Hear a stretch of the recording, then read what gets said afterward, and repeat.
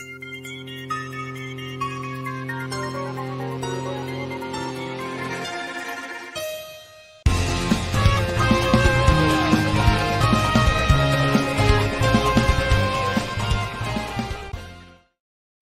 cheers, and welcome to another edition of Captain's Quarters Podcast. I've got crew members here with me. Some of you will wonder why these pirates look different from Hellfire Henley and Mandy Joe, but we'll explain that in just a minute. First order of business, a raising of the tankard or to the glass or the shot, whatever you got. Every one of you there. Cheers to each and every one of you. Welcome to the show. We'll tell everybody about you in just 2 minutes. And as always, I like to tell everybody what rum it is for the night. Bombarda rum. If you've never tried it, it's good rum. And the bottle is a cannon, if you look at it right. Nice. Yeah, it's really cool. So, how can you find us, ladies and gentlemen? Go to Captain's Quarters Podcast on YouTube. Hit that QR code if you like. Whatever it takes for you to get to the YouTube channel, then look for Captain's Quarters Podcast. Like us, subscribe to us. We got some good numbers to share with you tonight at the end of the show, but we want you to be a part of our show by subscribing and liking, and then you'll get that little bell, and then you'll hear all about us every Monday evening, Eastern Standard Time, when we have a different show for you each and every week. So do that. Like, subscribe, hit the bell, and you're in. What do you think, Davey? That good enough? Hi. So, ladies and gentlemen, we have two guests on the show tonight, and we're going to be talking about pirates and pirate entertainers, because I have two fantastic pirate entertainers here. Mantis Seval, a sword fighter extraordinaire, a trainer of those that do, and he has a entertainment group we're going to talk about, and Nasty Nate Cole. Now, many people know who Nasty Nate Cole is, who, if they hang around Captain Mayhem, because Nasty Nate and I have been friends since about 2008, I believe it is, and he is one of the major singers, I can't say lead singer, of Rusty Cutlass. Nice. If I say lead singer, then Peppy jumps in, and then I have to try. So I got to be careful about Peppy. I don't think he's hiding anywhere here. He's small enough, but he's not hiding here. He's feisty. He's feisty. So, ladies and gentlemen, let's run through the things that we normally do here, that we like to do to get it all taken care of here. And that first thing we do, ladies and gentlemen, is 8 bells. And that's sponsored by our good friends, the Rikers family of reenactors. They're park rangers here, a whole family. They work on some of the Renaissance festivals here in the area, and they're part of the crew of the St. Augustine Swashbucklers. So they sponsor 8 bells. So who do we have, Mr. Davey? All right, hold on. Everybody knows this one. I don't even have to do a whole lot of saying about it, but Gordon Meredith Lightfoot passed away on May 1st. And if you don't know who he was, Canadian singer-songwriter, guitarist who achieved international success in folk rock, and country music. He is credited with helping to define the folk pop sound of the 1960s and 70s. He is referred to as Canada's greatest songwriter, and his songs have been recorded by some of the world's most renowned musical artists.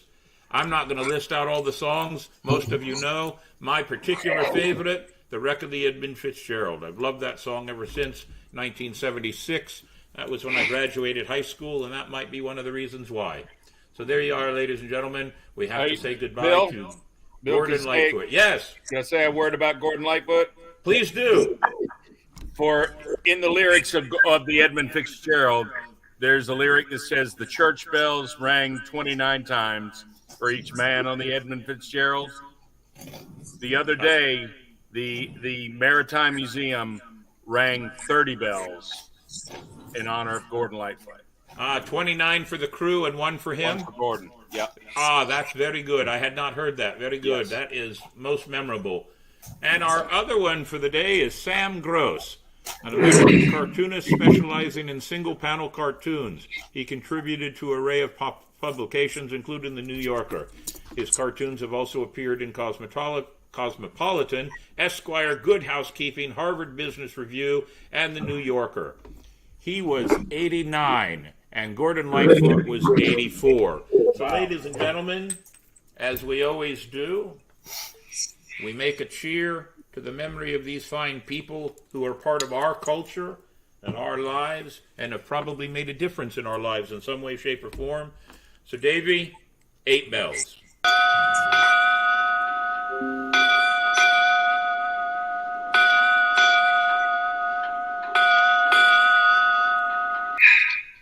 To the families, the friends, and the fans. Ladies and gentlemen, 8 bells it is. Thank you very much, Mr. Longwood. Very good job. So, Joke of the Week by Mini Mayhem, sponsored by our good friends at Shiver Me Pictures. Many of you know who that is, Scarlett Dearhart, Shiver Me Pictures. She's been making a good showing of doing pictures at many of the pirate and Renaissance festivals around here. She's our particular favorite for doing scene setups for pictures. So, give us Mini Mayhem. Ahoy, mate. Mini Mayhem here with the Joke of the Week. Sponsored by Shiver Me Pictures. What do you call a stupid pirate? Think about it, and I will give you the answer at the end of the show. All right. We'll pick that up at the end and get the reveal of that joke. I'm still thinking we got to work on that voice just a little bit. But we'll figure it all out. Quote of the week. That's brought to us by Spyglass Travel. Ladies and gentlemen, the greater danger for most of us lies not in setting our aim too high and falling short, but in setting our aim too low and achieving our mark. Good. Michelangelo. That's a good quote by Michelangelo. Davey always finds a good one. That's presented to us, ladies and gentlemen, by Spyglass Travel. If you want a good walking tour of St. Augustine that includes as much history as you can handle, my good friend Kevin Rose of Spyglass Travel will take you on a walking tour. Believe it or not, Spyglass Travel has achieved the mark of being one of the 10 top walking tours in the United States now. So he's doing quite well. And obviously a great sponsor to our show. And of course, question of the week, sponsored by our good friend Miss Gina of Ancient City Sirens. Mark, you know who that is. Of course, she was just on last week. Yes, she was on last week. And the question, ladies and gentlemen, and this is personal, since my birthday was yesterday, are birthday celebrations important? Personally, I think they are, and here's why. I believe birthday celebrations are important because it brings family and good friends together for a social time. Yep. Any excuse to have family and friends together for social time is a good excuse, but a birthday is a better excuse. Right. And Exactly. This year I actually tried to make sure that most of my friends knew, because we started partying on Friday night, Saturday night, and Sunday, and I told most of my friends, at 65, I don't need anything other than your presence. That was the presents I wanted for birthday. Your presence. A few people didn't pay attention and brought me a few bottles here and there, as always happens. I won't throw a bottle away. I won't deny it. But it was the presence of all my friends and family, text messages, emails. I did a kind of a count. I got over 2,000 messages over the last 3 days. So it's something to make you feel good. So, Mark, what do you think about birthday celebrations? I'm kind of with you. I've got enough stuff, but just having the people around you is what makes you realize how blessed you are. Yeah, Exactly. I think so. And Yep. that's the point right there, blessed. You're blessed by having people around you. Your circles grow smaller as you get older, Absolutely. but they grow stronger. And you know And- what and you you- said about getting everybody together, family, friends. You know, sometimes it's not for us; it's for everybody else to come Yes. and to be together. Yes, absolutely. Matisse, go ahead. And you know, just adding to that, for the last probably was it 2000 since 2007, I guess we started the Beaufort Pirate Invasion.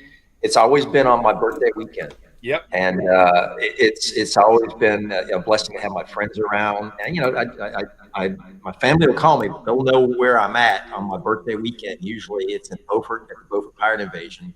And for the last umpteen years, Mark has been there to sing me happy birthday and sing songs, and just it's been the best. How long have you been doing the Beaufort Invasion, Steve? Since 2007.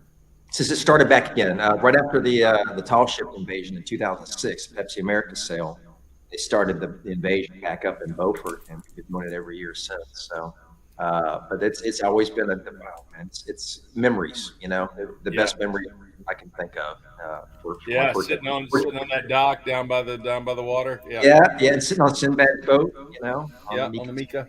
Well, maybe one of these years I'm going to have to make it up there. We invite everybody. I can honestly say it's one of the best festivals in the country, in my opinion. Very good. Yeah. Well, you know how my schedule is. I can never find enough time, but maybe I'll have to make some time. We're actually making some time next year, and we're opening it up to other people. But in May, we have worked out a deal for a 5-day, 6-night, something like that, cruise on a cruise ship for all the pirates that are within my crew that want to go, and any other pirates outside of the crew.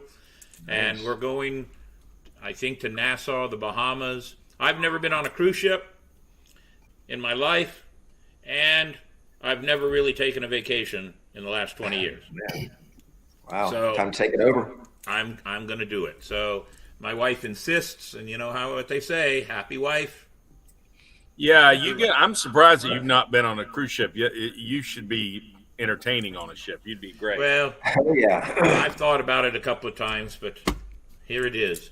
So let's do one more thing before we really get into our guest, ladies and gentlemen, and that's Crew Adventures on the Horizon. It's been renamed because we are doing we have other crews that are working with us. The Seawolf Privateers out of Flagler, Miss Gina's Ancient City Sirens and Blue Lotus Dancing, the podcast, and William Mayhem Productions. So do you have that panel that I just made today? I do, Captain, but first, I think you should say something about the couple of events that happened. Oh, yeah. All right. Let's talk about that real quick. You're absolutely right, Davey. Saturday night, my birthday weekend, we went down to Flagler, to Palm Coast, and participated in the Monopoly game they have there. They had 6 or 8 tables set up, 4 players per table, and playing Monopoly. It was a timed game. It was an hour long, and they had games set up. And from what I understand, they met their goal. And all the money that the Seawolf Privateers raises, all the money they raise, ladies and gentlemen, goes to helping foster children in their area. They had games. They had dinner. The dinner was donated by Carrabba's, so everybody got a really great dinner, Italian food. There's Miss Katie up in the left corner up there, and then their captain standing with my lady, Captain Alan Scabbard. And of course, it looks like there's a couple of those. Look, the three pirates in the brig happen to be my crew. Go figure. Go figure. But it was a rousing good time. And they made. It's not my place to say how much they made, but when they post it, then it'll be more official. But after having a conversation with them yesterday afternoon, poolside at the resort, they told me that they made as much as they wanted, and by the time they do all the tallying, they'll be over their expectations. That's always wonderful. So it was a good time, and as you see by the list that we're getting ready to show up there, we've got some other events to do with them as they're doing events with us. And it's crews working together to help each other out for their particular cause. It works out really well. No, go ahead, Davey. Oh, there's something else. Captain Mayhem's birthday party. Okay. This was my backyard. And yes, I was not dressed. We do it as Cinco de Mayhem, so you have to dress in Spanish or Mexican. So my outfit was me thinking that I was Carlos Santana. Yeah, complete with my cigar, and we did not drink as much rum. We drank tequila, and I haven't done that kind of drinking with tequila in a long time, but it was a good time. So we had now. Sadly, we made the discovery. The picture in the very middle was all that was left after 10:30 at night. We had about 2.5 times that many there in the backyard. One of these days we'll get smart enough to take a picture at the beginning and at the end so we can see who the lazy ones are. But there's my backyard having a good time. Thank you, Davey, for putting that together. I appreciate that. Where did Nasty Nate go? Did we lose him? So we'll talk about Crew Adventures real quick. Ladies and gentlemen, there is a list. I'm not going to read the whole list. But if you look at the list, you can see that the Seawolf Privateers, Mayhem Productions, Blue Lotus, Ancient City, magazine swashbucklers. This is all that we have going on between now and December. That's a lot of things going on. And now, not all of it will we be doing it together. But if the Seawolves have an event, we get the date, then if we're available, we go down and try to help them out and vice versa. So we want these three crews that are working together to be doing the same thing. Did we lose somebody else already? No, I'm sure. I'm sure he'll put back on. Okay, very good. So there it is, ladies and gentlemen. Crew adventures on the horizon. Okay. Well, at least one of you is still here. Very good. Mark will probably be back in a few minutes. He'll probably be back. Hopefully. Connection. He's in Orlando. I understand things down in Orlando electronically are not that great. So, pouring me another rum while I wait. Here you go. No. Welcome aboard, Matisse. Oh, huzzah! Thank you for having me. So, as I alluded to earlier, my good friend, and I consider you a good friend now since we met. There he is. There's Mark. It looks a little darker in his room now. That means he had to turn the electricity off so he could afford to stay on the show. So, we met in February. Yes. We've known each other via the internet, but we met officially in February. And you were in my backyard. You were here for a large festivity. Oh, yeah. I met your lovely better half. And now the challenge is to get you back down here to hang out. But you are a master swordsman, a trainer, and stage choreographer. Is that a good way to put it? Well, yeah, that is a good. By the way, first of all, I just want to thank you for having me here on a Monday night with an excuse to get in garb and drink rum. So here's to you. It's something I rarely do. Yeah. Any excuse is a good excuse, but yes, having others to share it with, isn't that right, Nasty Nate? Absolutely. Exactly. I wish I was down there with you guys because it's a pirate's paradise down there. I mean, I see all the festivals you guys have, and it's just we want to get down there really, really bad. Wow, you know what? That just gave me a thought. In, North Carolina too. Yeah. There's a few, but not as many. I mean, we've got Beaufort and Swansboro is going on this weekend, and some other ones. But we're trying to get more. Down in Wilmington area, and but Beaufort is the big one. But we'll try to get more. But yeah, Florida, we want to try to break into that genre down there. Well, we talked about having you come down to the Old City Pirate Festival this last year. Yeah. And because it was our first year back after being down for 2 years, I had an extreme issue with trying to get monetary backing to do anything I needed to do. So it was tough to do that. I don't like to ask any entertainers to do it for less than they feel they should do. If we then talk about a discount, so to speak, knowing that we're doing this for charity, that comes up and we can talk about it. But I've had Rusty Cutlass, and we've paid them everything he's asked for. I always try to be fair. I know he wants more, but I'm a pirate, and I'm going to take it down as far as I can, but I'm still not going, because I'm an entertainer too, you know that. There's two things I hate. You've always been very generous. What's that? You've always been very generous, Bill. Well, I appreciate that. One of the things I hate as an entertainer is having somebody say, hey, it'll be good for your resume. Oh, exposure bucks. Yeah. How long have I been doing magic and in the entertainment world? About 35, 45 years. I don't need a resume anymore. I've got it. Same with you, Nasty Nate. You have been a Disney fixture. I'm surprised that they haven't put a statue of you up there. Well, I'm happy to announce that Rusty Cutlass will be appearing in front of the Pirates of the Caribbean ride this Halloween for Mickey's Not So Scary. Ah, very good. Yeah. Well, that means you can't come to my spooktacular then. Yeah, I'm sorry. We'll be working. All right. So, what's the name of your performing group? Is the Shadow Players? We're the Shadow Players Stage Combat Group. We've been in some one form or another as a group since I think 1996. I think Diana Whittier. She's actually down in Tampa area. She's the one that started it with a handful of people. And they would go around doing, sword fighting, stage combat, fight choreography. I joined up in 2001, And it was kind of a weird thing. I had just gotten laid off from my job at an IT company here after 14 years. Didn't know what I wanted to do. I took some time off to do start some theater and things like that.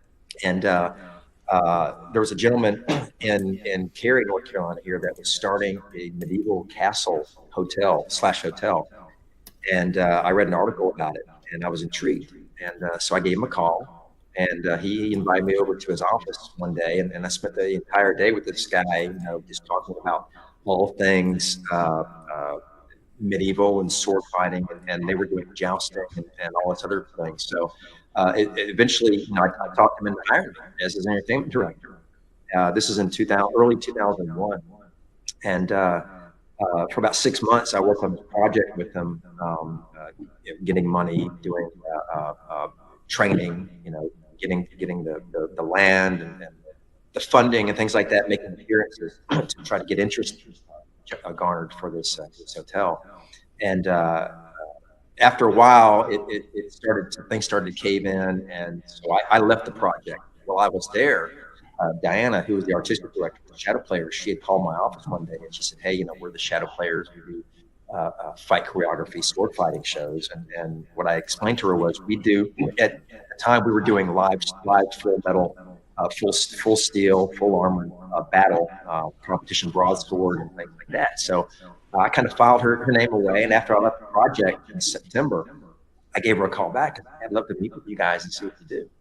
So she invited me out to one of her practices, and I didn't look back. I started studying as much as I could the different masters of defense, mostly the Renaissance era, specializing in Shakespeare, rapier fighting, sword and shield, all that kind of thing. And I worked my way up in the ranks until 2000. I think it was 2006 or 7. She had moved back down to Florida, so she turned the group over to me as artistic director. And that's about the time I think I met Mark and Rusty Cutlass there at Beaufort, and we started developing a show to do live comedy, sword fighting type of things you'd see at a Renaissance fair, and it wasn't a stage show. It was more of a street performance, surrounded on 3 sides by the audience, with a safety barrier, very audience interactive. So, and it was always my job to make sure that we didn't lose the audience, because it was a transient audience. They could leave anytime they wanted to. So it was my job to kind of keep that show going and make it tight and keep the jokes in and keep them entertained. So, and through the years, 2000 all the way up to then, I started my fight choreography background. I was a member of the Society of Fight Directors. Became a member of that in 2003, and learned as much as that. And just started a lot of work here in the area of choreography, stage combat. So it's really paid off a lot. I've been doing it for about 22 years now, and it never gets boring.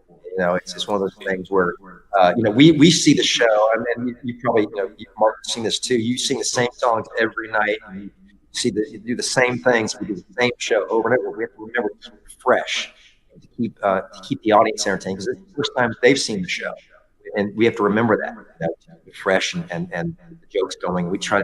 It's not scripted, but it's not. It's also a lot of improv. So we enjoy it. We have a good time. We have a great safety record. Safety first, as always. But and we use real blades. No armor or anything. It's mostly pirate related rapiers and cutlasses and things like that. So it's been keeping the show fresh is very important. I know, like I've noticed when Mark and the boys are singing, they don't always sing the songs in the same order. Sure. They change the order around. We try to mix it up for our own sake, so we don't get bored. Members that you will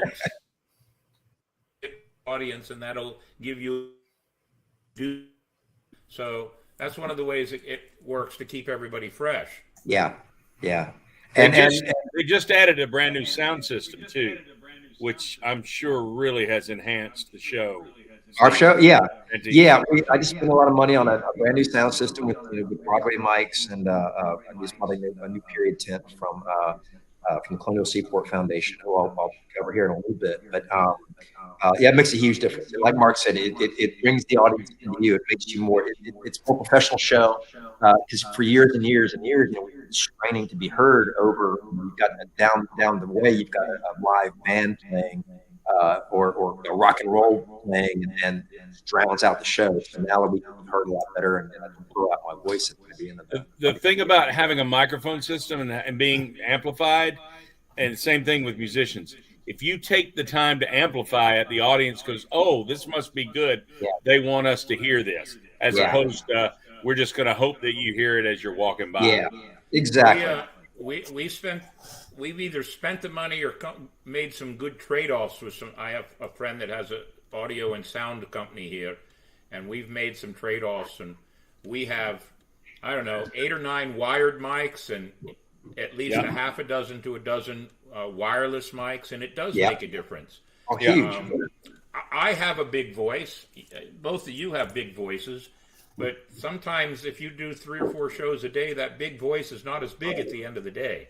Yeah, and to do 4 fights per show and 3 shows per day, it takes its toll, and Mark can attest to me, a lot of times by the end of the event, times at parlay at night, where's Steve? He's like, he's crashed, but it's helped. I mean, it's helped a lot. It's helped us a lot this season. So, well, it's just one of those extra pieces of equipment that does 2 things. One, it saves your voice and your energy, so you can divert your energy in a different direction. And 2, part of what Nasty Nate said, it makes you look professional. And that professionalism, even if it's just in equipment, attracts attention. So that helps a lot. Yeah. And you guys have your own period correct break tent now, and we spent a lot of money this season on basically barriers, different things to bring in new signs. I don't know if you saw the new signs we've got for the show. A new backdrop over there, and I really Marissa's done a lot. I say, hey, let's do this. She's right on it, man. She's got our insurance. We had to get new insurance this year. We had a new website, all kinds of things. So she's really been she stepped up with the group to help us. That's one thing you might want to mention, Mayhem, is that Steve's group is gender friendly. I mean, there's men and women in the show, and the women fight harder than the men. So they probably fight better than the men too. Yes. You know what?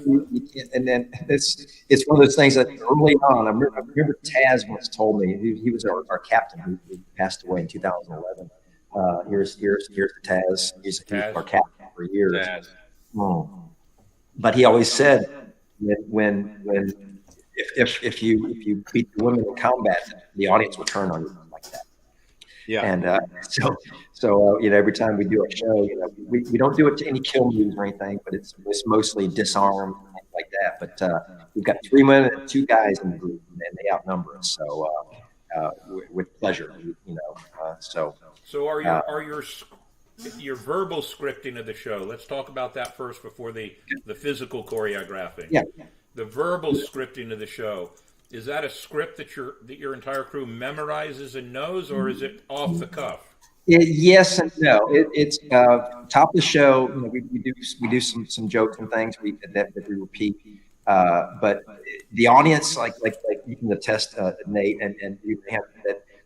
The audience, depending on the audience's reactions and the energy of the audience, that's what depends on our energy too. So a lot of times, like this year, what I brought out a chalkboard and I put a line down the middle of it, a yay or a nay, and had a volunteer from the audience come out. I said, okay, we're going to try something different this year. Any jokes that you feel that fail, you put a check mark over here. Any jokes that you really like, you put a check mark on this side. So we're trying new material, and by the end, we hope to have more pluses than minuses. So, but it's a lot of times things will just happen, and you keep it in, and that's how we built this show over the years. It's got a little bit longer, and That's some an excellent idea. Yeah. Some things we throw out, some things we eat, but also it's very topical. Like something in the news, we'll throw something out that is topical. We try not to be political, we try not to be too controversial, but we try to make things topical when we bring in props and things like that, we'll keep that going through the show. So that brings up a question then, and again, we try not to make this show political. We've only had to go that direction once, and we got an accusation from somebody, and we addressed that accusation the very next show with a whole lot of facts that the guy was wrong, and here are the facts, and then we let it alone. That we just let it sit. But so here's a question for you, and I see it a little bit, and it doesn't necessarily mean that it's going to always happen. But with the way the world is right now, and without being political, I still have to use the word woke. Have you had between either of you, Nasty Nate, when you're doing concerts and plays and or shows? And Matisse, have you seen anything negative come out of your particular performances that you've had to have either a conversation or a drawback on something you said or anything like that? Has it happened yet? Because now because and one of the reasons I ask, I spend a lot of time doing comedy clubs. I have a lot of friends that are high-name comedians, and I'm watching all of them step away. It's just doing comedy clubs has become very dangerous. Hell, people can walk up on stage and slap you now. So. Sure. Unfortunately, we carry swords, so we're armed. So I have a question, Steve. But Nate, have you had any of that problem before? Well, I have a question for Mantis. Yeah. Do the women ever lose? No. To a man? No. So they fight to each other, and me and Alexandria, our sword mistress, we come to a draw at the end. That's the only but they always win, and because I remember with Taz, going back to Taz one time, he was fighting another girl in the group, and he did disarm or something and brought her down, and he said after the show, this little lady came up to him, just her finger in her face, like, "Oh, you bad man!" Blah blah blah. He learned really quick to make it.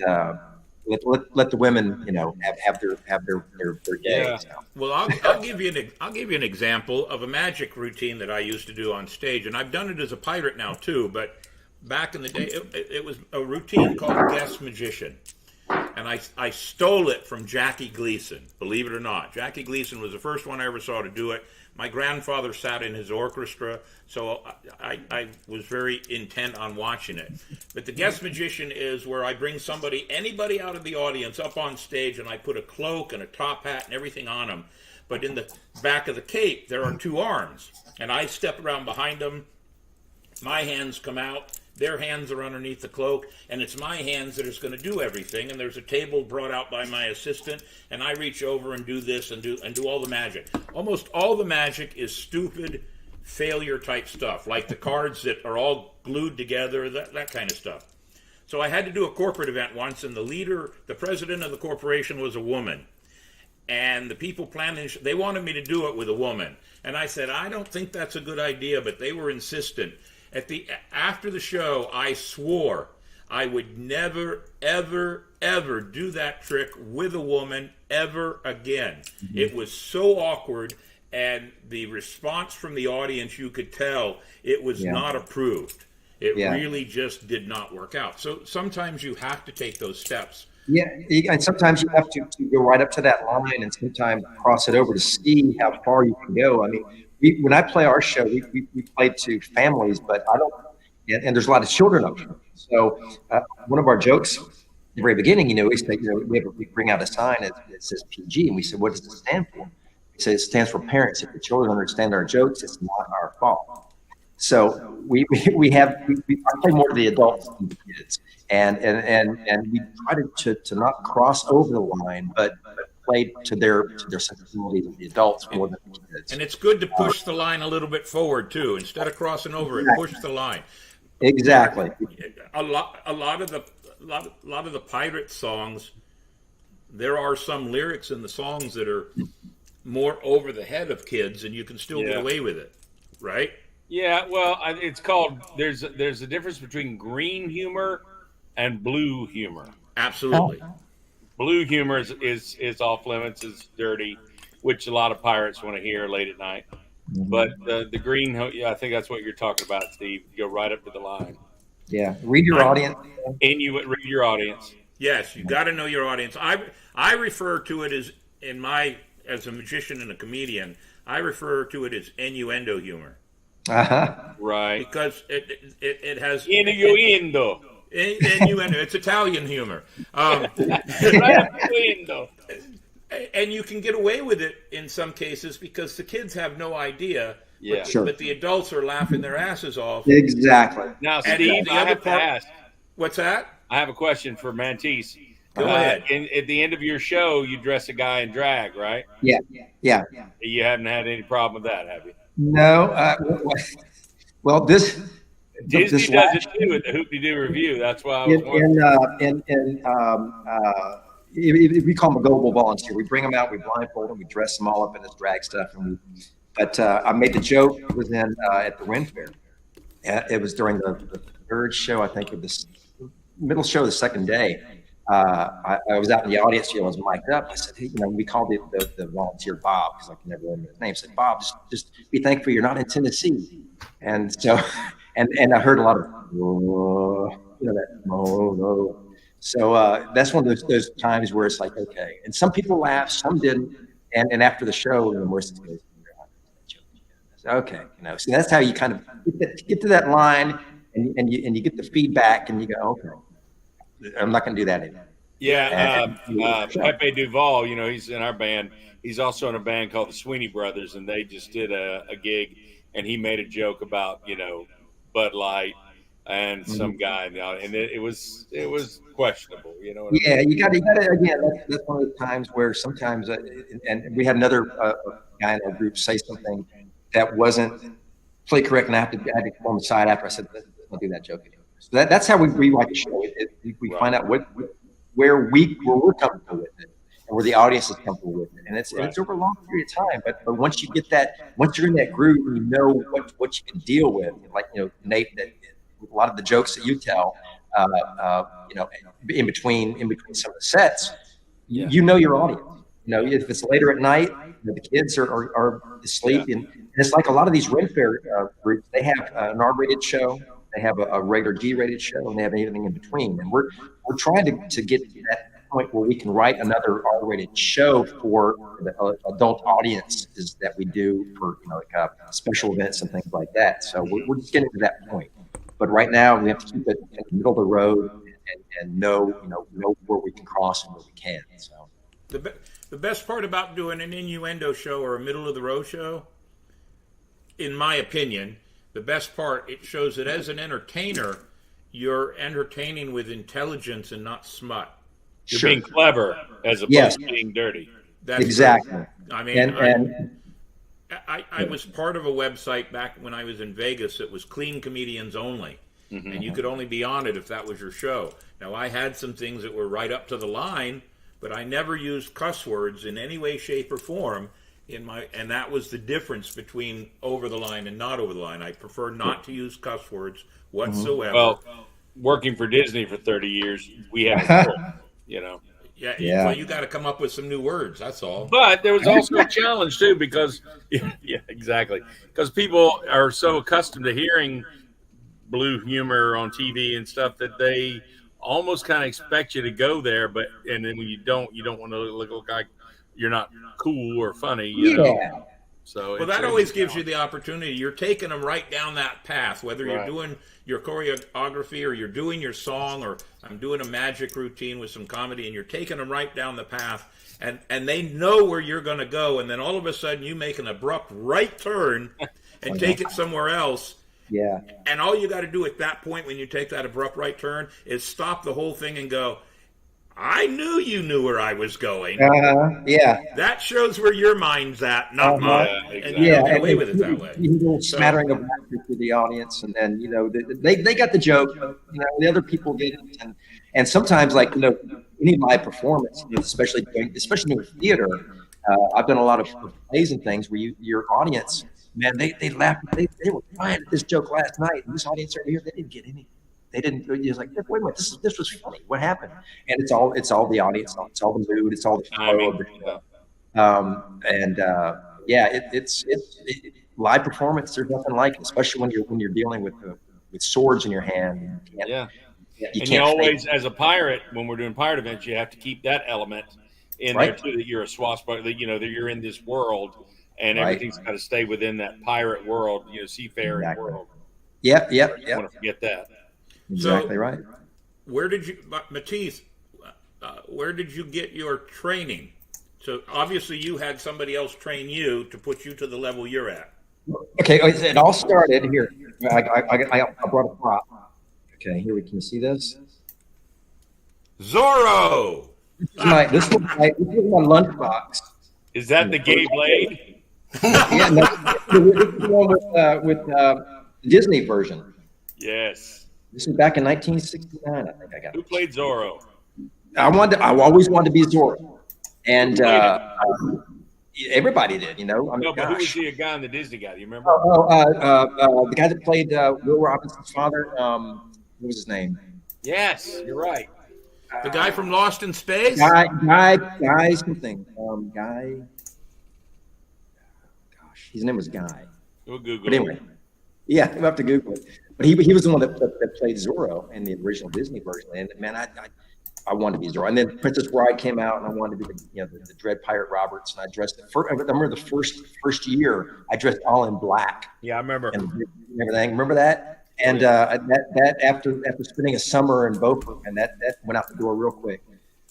So I started just wearing a vest. But I started getting the interest. Really, I mean, some of my heroes growing up were guys like Errol Flynn, Danny Kaye, Court Jester, the swashbuckling type of characters and things. And when I first got the sword in my hand, and literally I first started training with Diana and shadow players, that's where I got my first taste of it. This is 2001. I was in my late 30s. And so she really brought that passion to me, and that's when I just started finding everything I could about swordplay, about sword history, about there's one book I have also that brought this here for you. It's called By the Sword by Richard Cohen. And I was lucky enough, Marissa had met this gentleman when she went up to New York, and we went up to New York back a year ago.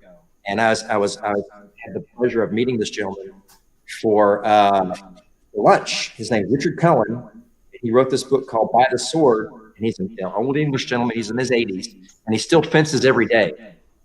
And was he an Olympic fencer? No.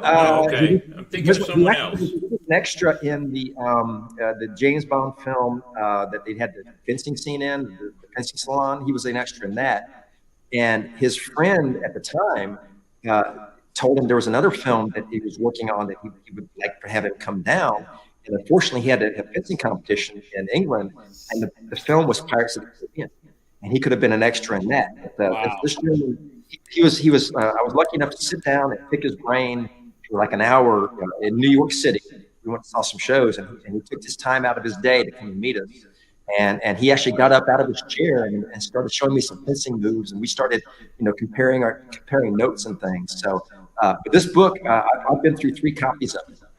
When I teach a lot of workshops for high school and theater, and whenever I do a production, the first thing I do is I'll go and go to the director and say, okay, here's what I want to do. I want to have a 4-hour workshop for any actor that wants to be there and audition. And then after that, if you can make your decisions on casting a show if they're doing any kind of Shakespeare, like Scottish play or Romeo and Juliet or things like that, or Robin Hood, or specializing in swordplay.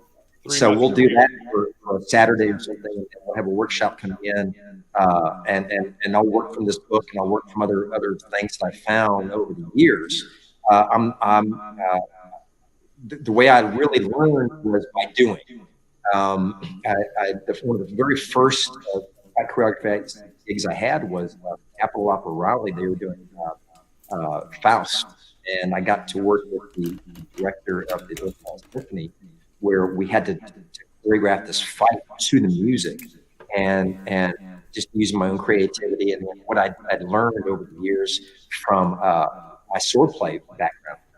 And originally, when I was doing it, I was doing live sword fighting competition where you go to the point and you try to strike the person. Where in fight choreography, it's completely different. You're striking outside of the target, and you're using a number system. So I had to retrain my mind to not go for point and go for the effect.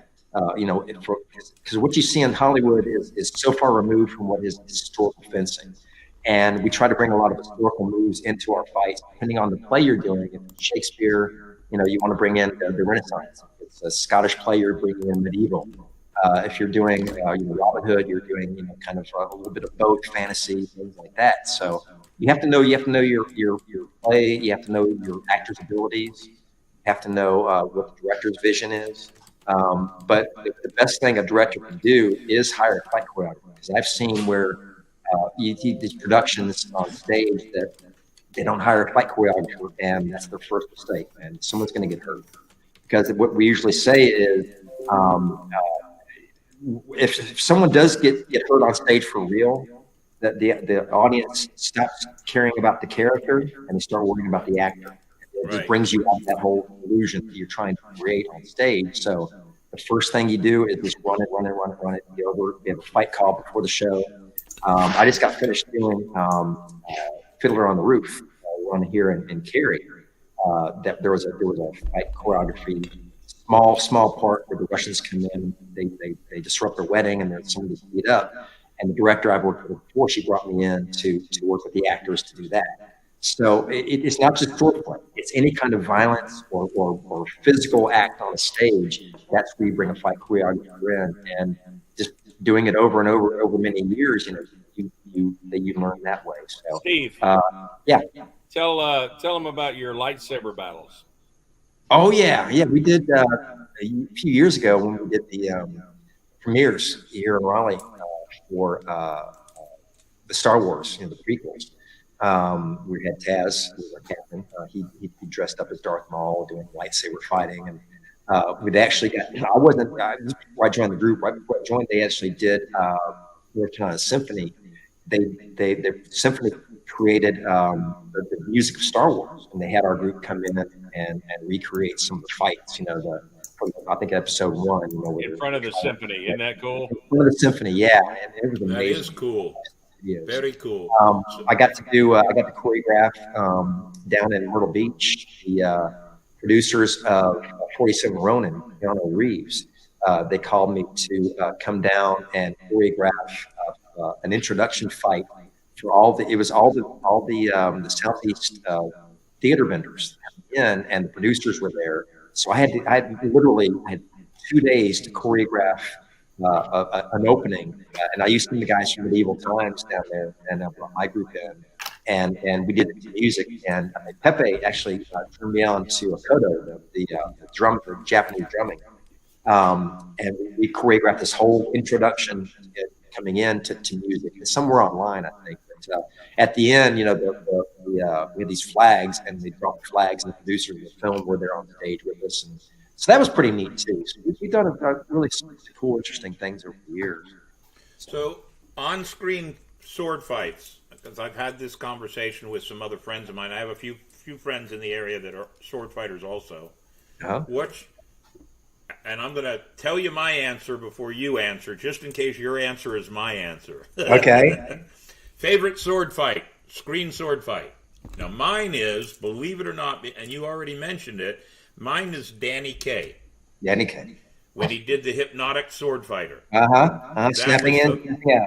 In and out, in and out, in and out. I think that was movie was Court Jester or just Court Jester, yeah. That shows, to me, the degree of his ability as a sword fighter mixed with the degree of his ability to show that he was a bumbling idiot. Yes, yeah. With Basil Rathbone, I mean, I read a few stories about that where, I think Fred Caven was the fight director in that, and his son actually had to double a little bit because and we actually do that fight in our show where I'm drinking some rum and I'm fighting without looking, because that's one of my favorite scenes. Danny Kaye, he can do it all. I mean, he's the ultimate. He can do it all: sing, dance, fight, everything. But one of my people I tried to pattern myself after was Gene Kelly. Gene Kelly did some really fabulous fighting in Three Musketeers. That he was a physical guy. He could also dance. But that's not one of my favorite fights. The most realistic that I've seen on film of The Duelist, of Harvey Keitel, 1977, because the fight choreographer there, they wanted realism. They fought with everything. They fought with rapiers. They fought with cutlass. They fought on horseback. And that's one of the most realistic depictions you'll see on film of swordplay. Some other good ones. There's actually a Russian film called The Deluge, I believe. It's on. You find it on YouTube, where they're fighting in the rain with sabers. I saw a clip. Saw a clip a couple of weeks ago because at night when I'm just sitting drinking, I'll watch YouTube clips. Yeah. And I saw one, and both the sword fighters are famous, and for some reason I can't think of the name of the other one.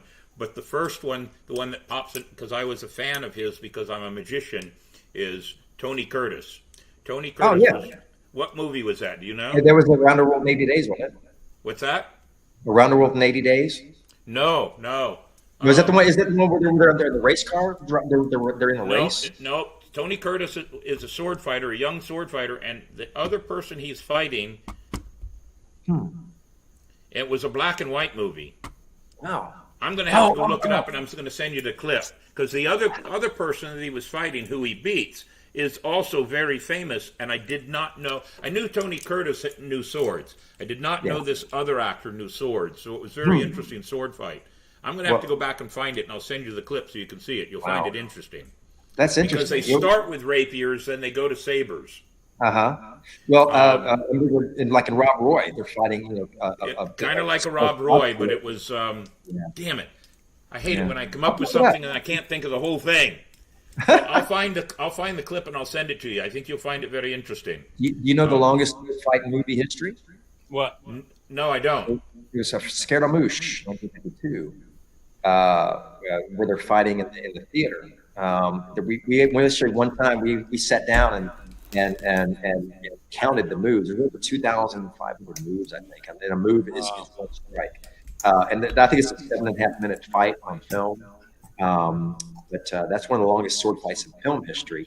But of course, the classic. People want to see things like The Princess Bride, Flash, Hollywood Flash, and things like that. Because if you think about it, a lot of the old 30s and 40s swashbuckling films, they were choreographed by Olympic fencers. Right. And the way they did it, it was more of an Olympic fencing style, and that's where you get that flash and that really good things. In 2016 and 17, in the ballet here in St. Augustine, yes, I did say the ballet, I played Captain Hook for a ballet production of Peter Pan. And almost all the actors were children from 6 years old to 18, but Captain Hook, Peter Pan was played by a very famous Cuban ballet star, and his wife, who was just a little tiny lady, she was Tinkerbell, and then the parents of the children that Peter Pan whisks away. I know I don't have to tell Mark the story. He probably sleeps it all the time. Wow. But they asked me to choreograph the sword fight. Well, I know pirates use cutlasses, but for sword fighting on stage in a ballet, rapiers were much better. In fact, I got fencing foils, and that's what we used. It was much better. It was easier to move. It's a little more flashy, as you said. Yeah. And I had to choreograph 2 segments. And each segment was probably less than 2 minutes each. But it took us weeks to get it down because, I took a pad of paper and I wrote down every move. And we'd go through the move and we'd do this and then we'd do that. And then we'd start taking those moves and memorizing them. And I did it for 2 years in a row. It was a lot of fun. Amazing. I loved it, but it was a lot of work. It was. I mean, we always say that 1 minute of choreography is 50 hours of practice. 50 hours for 1 minute of choreography.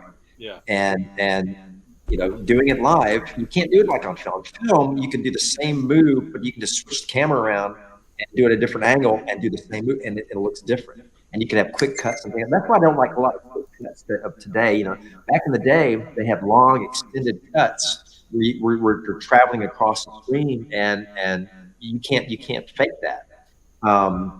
Errol Flynn, that's my dog is named after. His name is Flynn. He was a very good sword fighter, he was a very good actor, but he couldn't do both at the same time. So they developed a move. When you're seeing him fighting, and he's talking, he's actually it's called Flinning.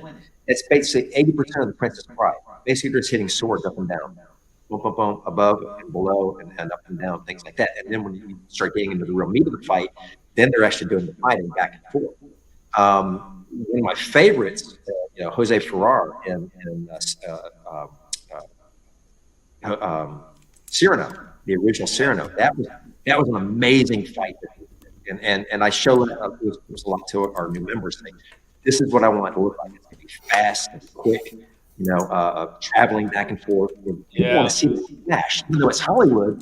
That's what they want to see, and that's what we bring to our shows. One of my favorite fight scenes of all time is the last battle between the British and the French in Master and Commander.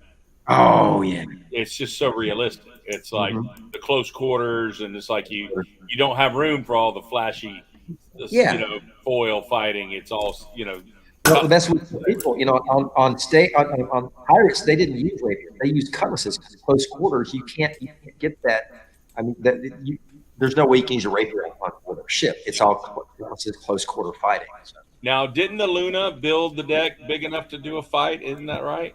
Yeah. Luna back on her stern deck there on the stern. She they built it especially for the shadow players because we're going to be their official fighting crew. That actually they can be up on the stern fighting as she's coming in that deck in the harbor there. So I found the other actor. I'm sorry. Tony Curtis was fighting with him. Was Ross Martin. Ross Martin. That's Ross right. Martin, really? Yeah, who played Artemis Gordon in the Wild Wild West. And Ross Martin was the bad guy in this movie, and he thought he was going to take Tony Curtis out, and they started with foils, and then went to cavalry sabers. Yep. It was an interesting fight, and it was like in a castle scene. So they were up and down off the stairs, and off the benches. A lot of it was very physical. What was the name of the movie? Do you remember? What's that? What was the name of the film? It didn't have the name of the film, so I'm looking at it right now. So yeah.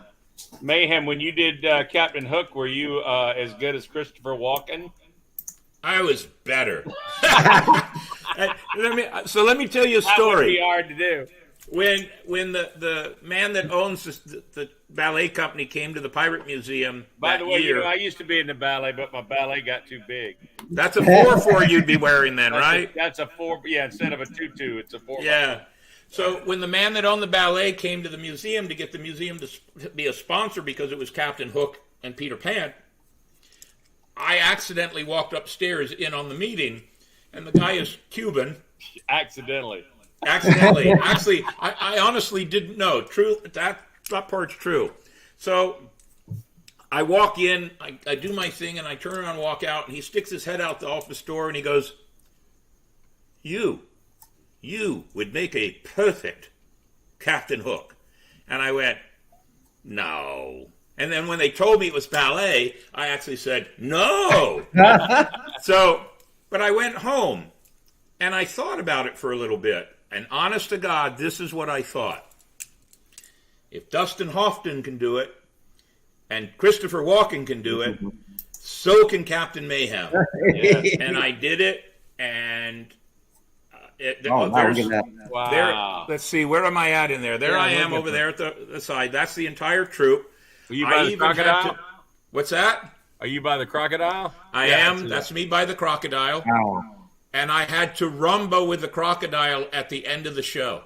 Oh, nice. So not only did I didn't have to do ballet moves, they brought a group of young people in who were tap dancers. They're called Noise Complaint. She's actually been on this show before, and they're tap dancers. So they dressed in pirate, and they were Captain Hook's crew. So we tap dance. Well, I don't know how to tap dance, but I can do the Irish jig, and that's all I had to do. And I was told, you're Captain Hook. You do whatever you want. So that's what we did. But at the end, I had to learn to do the rumba, because I do the rumba, and the crocodile chases me through the audience. And it's it was some of the most fun I've ever had on a stage performance. And when it was all said and done, Pat Croce asked me after the first year, because he's the owner of the Pirate Museum, and when he hired me, he said, "I'm going to make you the most hated pirate in the country." I said, "Okay." So, Mark, we won't go anywhere with that, but he's almost right. Yeah. But awesome. At least when in he St. asked me Augustine. after I did the first one, he said, "Why would you subject yourself to being in a ballet?" And How I many said, shows? It was I think 5 shows in a weekend, and then the next year it was so popular they did it again. You had a matinee. I think I did either 8 or 10 shows, something like that. So Pat asked me, why would you submit yourself to doing the ballet for who you are? And I said, that's because I read your motivational book. And your motivational book says, take on new challenges. There you go. So Hey, I Bill. did. And he looked at me and he goes, can't argue that. You can't. You can't. And it was a lot of fun. What's really fun though is some of those little kids are now teenagers or adults, and they still will come around and give me a hug if they come down and say how much fun it was to have me as Captain Hook. But going back to the choreographing, you're right. 2 minutes of choreographing. That's all it was in 2 separate acts, and it was weeks of work. And once we got it down, then it was weeks of rehearsal. Yeah. So yeah, what I always tell my actors is, nobody ever lost an eye by dropping a line. But you get on stage with the sword in your hand, and you get the lights in your face. You get the audience there, the live thing. Man, you do not want a blank page. Everybody's had this as an actor. You have a blank page when you get your lines. If you get it with a sword in your hand, and there's no excuse. I mean, you've got to know what you're doing. And I tell people, if that happens, you have nonverbal communication skills with our eyes or with our under our breath. But if that happens, lay the sword on the ground and move on, because you don't improvise with the sword in your hand. Who was the gentleman that was at after the party at your house? It wasn't Gunner. It was the other gentleman. He had the eye patch. They're in the singing group. I can't think of the name right now. Drawing a blank. He was at your house, and he was in a sword accident on Pirates of the Caribbean. Lost an eye. I mean, really lost an eye. Yes, I'm trying to remember who it is. Not Gunner, but the other gentleman. I can't think of his pirate name right now. I'm drawing a blank. Yeah, I'm drawing a blank. Yeah, but he lost an eye. He lost an eye literally during one of the fight scenes. Wow. Well, we've never had a major accident, but I mean, during our shows, we've broken blades, but we've learned if we're going to be doing anything that is sweeping on the ground or something, we do it upstage. So if it does break, it goes away from the audience. One time, me and Taz were doing a show. It was a cloak and dagger fight, and he disarmed me, and where I have to drop my dagger. And then he sweet swings with the cloak. Well, what happened? We were in Wilmington in the middle of this intersection. And when I dropped my dagger, it got caught up in his cloak. And we swung it around. The dagger went flying over the audience. Fortunately, it didn't land in anybody. But right then and there, we choreographed that whole fight just for that purpose. So, I mean, things can happen. I've been, nicked a little bit in practice. But if it happens during a show, you get hit in the hand or something, but you just keep going. Like I said, we got an impeccable safety record. Of course, we're insured for liability purposes, but that's one of those things where you don't mess around. We always rehearse the fights. We run the fights before the show. Make sure that we've got it. And once the season starts, we don't practice as much as we'd like to, but when we get to the event, we're always running fights, making sure that we're on the same page and things. So, but getting to what you were talking about, Mayhem ballet, lot of ballet moves were taken from sword fighting, like the position. A lot of the dialogue ballet was taken from, because the same person that taught you how to fight also taught you how to dance. And that's why I really prefer to teach sword play to anybody that has a dance background, because it is a choreograph. It's a dance. What you're doing. It is. It's combat dance. Yeah. Basically, you were right. The movie is The Great Race. It was there you go. Great Race. Yeah, I remember seeing that. That's the only thing we did right here. Yeah. Mayhem, did you tell everybody what else Mantis does besides doing his Shadow Player show? No, but let's go ahead and throw that out there. Well, would you like I'm independently wealthy? Is that what you mean? Are we allowed to say it in public? Of course, yes. Oh, go ahead. Yeah, I'm wearing my purple in honor of you today. I'm wearing my purple also. I've been the mascot for East Carolina University since 2009. Go Pirates! Go Pirates! You got to do this, the whole thing with the ARG. But yeah, I was working the Greenville Pirate Fest back in 2009. We've been doing that event for a few years, and the event planner came up to me. She said, "Hey, they're looking for a new mascot at ECU here in Greenville." I said, "Okay." She goes, "Well, you need to go. Here's the guy's name. Here's the marketing people. Go and so I went in and I had all my garb and everything. So I went to the bathroom and got it on and came back out and I did the whole cross swords thing. And I said, I can do that when I come out of the field. And they're like, "Okay, you're hired." This is 2009. And what they had was this old rickety pirate ship in the end zone. And this thing was a fire hazard. I mean, it had one lag bolt on it. And the whole team's in there, right in the end zone. And when the time comes, they undo this latch bolt, flies on the ground, and the smoke comes out, and the team comes out. And I was the first one to walk out. And I really didn't know what to do, so I did my sword thing, and I ran out the 50-yard line. And then they, after many years went by, they started having an entrance video, and then I go around and come and raise the Jolly Roger. And over the years, I mean, we were voted one of the top 10 entrances in college football because of they play Purple Haze when I come out. And they have all this a lot of pomp and circumstance and things, but I'm only out there for maybe 5 minutes, and then I go up to the. There's a picture right there. Yeah, and that was probably 5-6 years ago. Check out that rifle. Look at that rifle. That's so cool. Yeah, that actually has got a wolf's head on the end of it. That's a really cool thing. And the sword I use, it's actually a cutlass blade on a rapier hilt, on a Pappenheimer hilt. So that's what I stab into the ground. But over the years, we just keep adding to it, and they've got. We went down to Wilmington, North Carolina, to a film studio and did the entrance video, and we have a no quarter video that we've got. I've missed one game in seasons, and that's when I was in the hospital.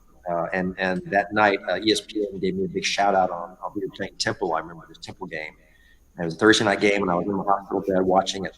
ESPN had this big thing on the screen, and Steve the Pirate. Call me Steve the Pirate. The Pirate Steve. They wished me well, but that's the only game I've missed in my whole tenure there. I only do the home game, not the away, because we can't do our entrance at the away games. So it's been a lot of fun, man. It's a really cool gig, and I hope to do it as long as I can. So now it is, and I probably should know this, but I'm going to ask it anyway. Is everything you're doing as a pirate, a sword fighter, the shadow players, the mascot, is all of this now become a full-time living for you? No, I work full-time for a major telecommunications company. We'll put it that way. So I've been doing that. I'll be retiring here in a few years. I've been there 16 years, but literally on any given weekend, if we go to Beaufort, say, I'll take a Friday and a Monday off for travel. Fortunately, we've been really lucky that over the years that we've been able to get hotel rooms and pay and things like that. So, they'll put us up in the hotel over the weekend. So my job lets me, take these. My vacation days literally are for traveling for the shadow players. But when I retire, maybe I might start doing a little more full time than I can, and than I'm doing now. Maybe doing a little bit more traveling. But in the meantime, we start our show. Our season starts in April, usually at the Greenville Pirate Fest, and it ends in October in Ocracoke. So any given weekend. We have moved the date to Old City Pirate Fest from the last weekend of January to the first weekend of February. Okay, great. So It'll love be a to little be warmer talking. then. What's that? It'll be a little warmer. Warmer by a week. But one of the reasons, when we started Old City Pirate Fest in 2017, they were just starting the idea that the Night of Light, St. Augustine is considered by National Geographic one of the 10 top cities to visit during the holiday time. Yeah. So they decided to capitalize on it a little bit, and they extended the Night of Lights to the last weekend of January. So I decided that was a good weekend for us to do our Pirate Festival, because what that was one more extra event that weekend that I got a lot of free publicity out of from the Chamber of Commerce and everybody else. But now everybody's coming here. Everything's happening. And this last year, I actually had to pay for some hotel rooms out of my own pocket because I couldn't get them. I had to pay for them. Now, I got a discount, but that took money out of the charity side. And the 3 hotels I now work for they're all family related. The one you are at, Mark, is friends and family with the other 2 that I'm working for. And one of the women that They were great runs hotels, everything. by the way. What's that? They're great hotels. So that's a good thing to know too. So the woman said, if you didn't have it on this weekend, I might could give you everything you need. And I went, done. And I came back home and I said, we're moving it to the next weekend. But by moving it to the next weekend, I'm not in competition with Tampa, and I'm not in competition with Hogstown, and I'm just the week before Bike Week in Daytona. So it's a dead weekend. So it's going to work out better for us. And we've already started talking to people to be sponsors. And one of the reasons I know I want to talk to people to be sponsors is because I really do want the Shadow players to come down here. We just have to make a deal. Sure. And we'll do that in private. I'm not going to hold you We'll to give- the we'll give screen you a good here deal. to the show. What's that? We really do want the have them down. I do. But they're making some changes. You don't know this, Mark, but you know the stage in front of the ship? Yes. They're building it They up put, higher. yeah, you told me they're putting And they're putting a cover over it. Actually, your son told us too. Yeah. So they're putting a cover over it. It's going to change some things about the ship and the use of the ship, but we'll see what happens. I'm going to go over there and look this week when I go back over there, take a look at it. But yeah, I really do want to figure out what it takes to get at least a couple of you guys down here for a show. And Sure. I got some ideas on how maybe to make it an extended time if it works and make some extra money. That extra money goes to paying you to get you down here. So Sure. I've Is got that some a 2-day ideas. event? What's that? Is it a 2-day event? It's as it stands right now, it's a 1.5-day event, but I'm thinking extending it to a 2.5-day event. Sure, Friday night, Saturday, and partial Sunday. So we have the ability to do that. But the other thing too is, I have to compensate the Colonial Quarter for the loss of tours that they would do. But we'll see. There's other pirates from around the country that have been sending me messages and would like to come visit St. Augustine. Yeah, So I had a great time. That was the first time I was down there last year. I was blown away, man. Me and Marissa had a great time. Yeah. I mean, it was. Yeah, we were just walking by that balcony the other day, Steve, where Sandy and Bray stayed. Yeah. Yeah, it was like, oh, remember that? It was like being at Disney. Really, it was like walking in an old town. Except you don't have no damn mouse. That's true. Yeah, so we'll talk about it because I'd love to have you down here, and I'd like to maybe work out some private time to have a few things shown to me so that I know that I'm better for it. I was talking to Mayhem Saturday night, and I said he should put together instead of a Buffalo Bills Wild West show, he should put a Captain Mayhem's Wild Pirate show. Here you go. Well, someone had mentioned me coming down to. I'll give a workshop. A stage combat workshop. That's part of the idea. That's part of the Yeah. idea. I want to go back to something else that you said at when we first started talking. You said Pirates in Paradise. The first thing I thought of was Coolio did Gangsters in Paradise, and Weird Al Yankovic did Amish in Paradise. Mark, you and I need to sit down and figure out the lyrics for Pirates in Paradise. There you go. Pirates in Paradise. Yeah, we need to figure that out. So we got You a can couple do of the it. things I should tell you that I did write a song about mantis. Did you really? Yeah, it's called Mantis Panties. It involves a kilt and lost underwear. We're just going to put it that. Wait a minute. Wait. I- If you're wearing a kilt, underwear shouldn't even be in the It conversation. wasn't in the picture. That's what I'm saying. It was commando. But remind me when I get down there, we'll have to have a drink, and I'll tell you the story. But it's classic. I think I still own them. I think I have them around here somewhere. Let's put it this way: they were flying on the Mika 2 the next day. They're flying on the At mast. the top of the Mika 2, and I have a picture. Well, So, we'll yeah, have to find that picture and then start showing it. Mark, if you can find that picture for me, maybe I can use it as blackmail to get my fee down on him coming down. Exactly. Hey, it's already out there. Several women have offered me money for those panties. So Really? Well, and let's it's see what we up to can men, do. but I Hey, won't go there. I'm a pirate. I'll do whatever it takes. We can put them under glass at the Pirate Under Museum. glass. Oh man, that was one of those drunken birthday weekends. Let's put it that way. Mantis panties. His cannonballs are black and blue. There's that innuendo I was telling you about. All right, we Classic. got to find all that. So, I miss my pirate family. all right, well, we're gonna have to Well, bring isn't you that down the and real reason extend. to have a pirate festival? Is to see really the is. family. I mean, like Yes. I've always said, that's what you made a comment one time. We were in Baldhead. You were talking about deathbed moments. Basically, you have these moments where you will always remember, and 90% of them have been in a pirate festival. Mostly Beaufort, but other places with my pirate family. I see you guys more than I do my actual family. And You're something lucky that- in St. Augustine, Mayhem, that you What's have that? a crew. You're lucky that you have a crew in St. Augustine that you can see on a regular basis. A lot of us don't get to see each other except at festivals. That's true. Well, then you can come down here and make it a point to come down here and be an extended part of my family. Good. So let us do a couple other things here. We're going to do 2 videos. This is part of the show. We have This Week in Nautical History and This Week in History, something that Davey puts together.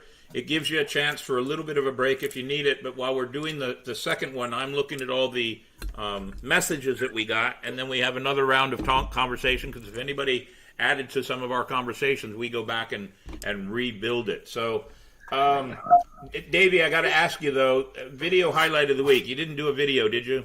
No. Okay, good. I was afraid you were going to do something on me for my birthday. Thank goodness you didn't. So let's go right into This Week in Nautical History, ladies and gentlemen, which is sponsored by the Pirate and Treasure Museum of St. Augustine, Florida.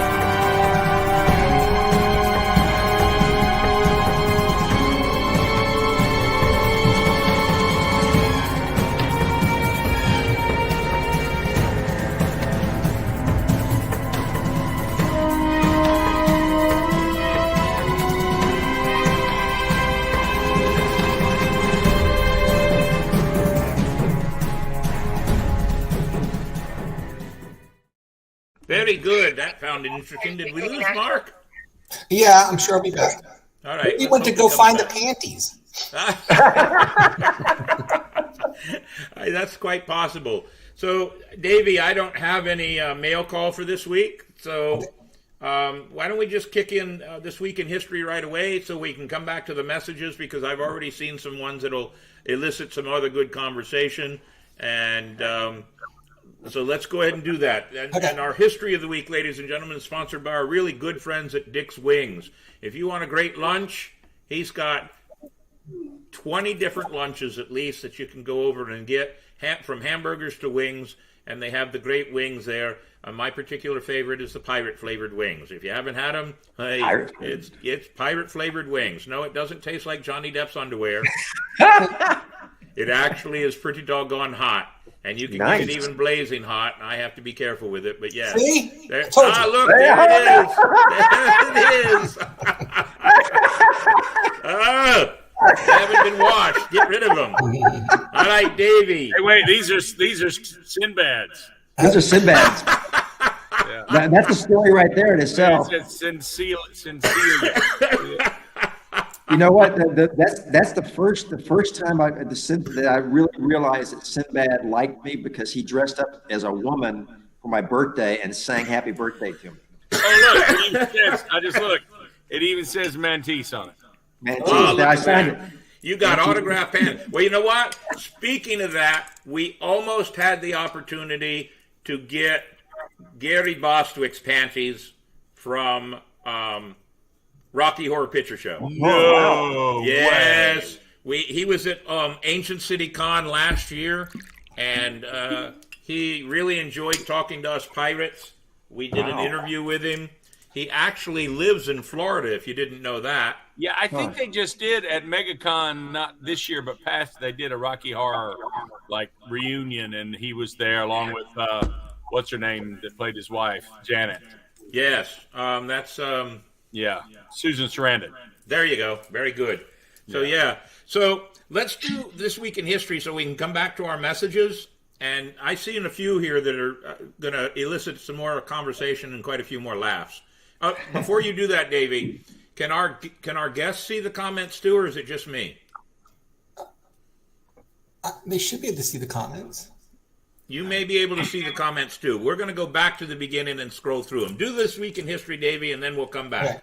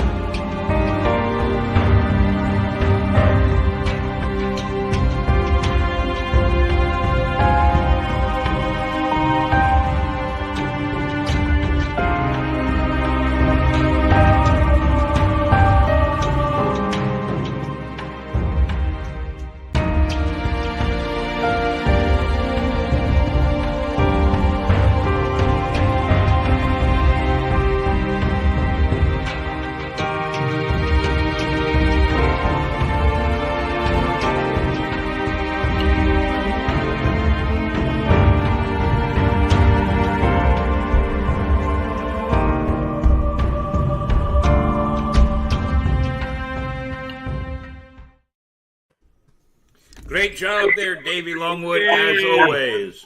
I want to say one thing, though, real quick before we go any further, because we're going to be here for a little bit longer. And all of you that are staying with the show tonight, we're about to surpass our time on the longest show. Woo! I always have said, if I have good guests, we have great shows. If we don't have a guest and it's just me, I'm ready to quit at 45 minutes. So, Davey, if you can keep up, I've gone all the way back to the beginning.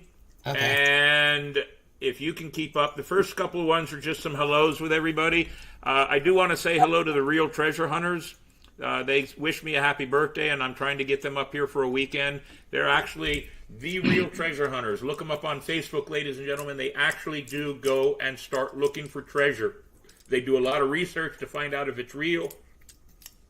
And they're still, as far as I know, looking for treasure that may be in southern Florida or central Florida from Ori, the French pirate that took over Amelia Island. I was unaware that Louis Ori had even been down in that part of Florida until I met them, and they showed me the evidence. So it's an interesting story. I hope they find it, and by mentioning them tonight, I expect 5%. So, True pirate.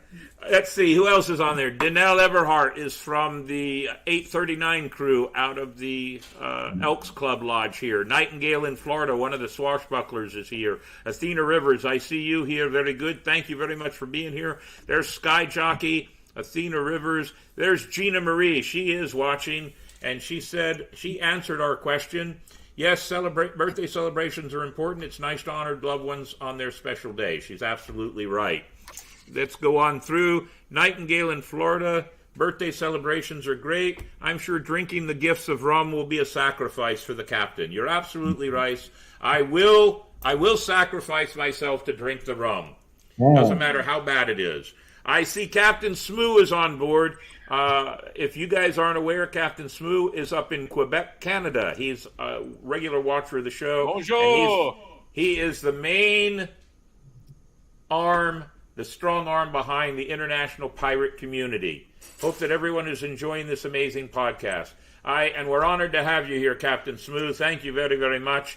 Having you here has made it a wonderful experience to have you on the show every week. Great job by the Seawolves from Gina Marie. She knows she was supposed to be there, but other things came up in their lives for the weekend. Let's see. Robin and Dee are watching. They're part of my crew. Dee and Robin, they live up in Jacksonville. Thank you for showing up, and thank you for the birthday wishes. Anybody that's a Facebook user, all we see is that you're Facebook.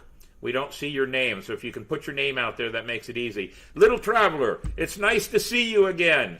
Thank you for the birthday wishes. Little Traveler is a young man that lives in Jacksonville, and he hasn't been around the Pirate Museum for a while, but he would come down to the Pirate Museum with his grandmother, and he would direct traffic in the Pirate Museum, and some of the stories he was telling, it told me that he had spent way too much time in the Pirate Museum because he was getting all the facts right.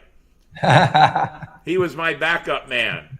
So it's always wonderful to have people be a part of that. Captain Mayhem, if Mark wants to have more money for his show, you just need to pay him in Canadian money. Mais oui! Wait, that might be Louisiana, and that's your French there, but we'll see. All right, so let's see.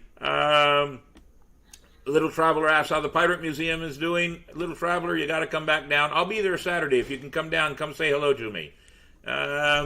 Zachary Harker, he is from Michigan.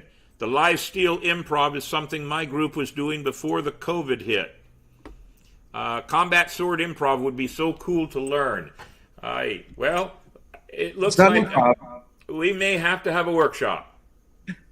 Yeah, I'll be happy to come down and give a workshop. Man. That's what we do. You can improv the dialogue and rehearse the sword. Exactly. That's it. Absolutely. I had to shut down. I was at the Rent Fair this past 3 weeks ago, and there were some guys out there that had just pulled their swords out and started fighting, and I I had to shut that down real quick because you don't do any kind of improvised fighting in a crowd where there's not controlled area. So No, it's dangerous. I'll show you. I have a routine, not a routine, but I have a method to do something that's semi-improv. But I'll show it to you when you come in. yeah. So there's Logan Spencer out of Savannah, and he truly loved hearing Steve talk. Purple and gold. And there's Jeff DiPolito, Shark Bite. Hi, Yeah. there you are. Yeah. Yep, very good. Nightingale in Florida. Will the historian, she gave the question. That's okay.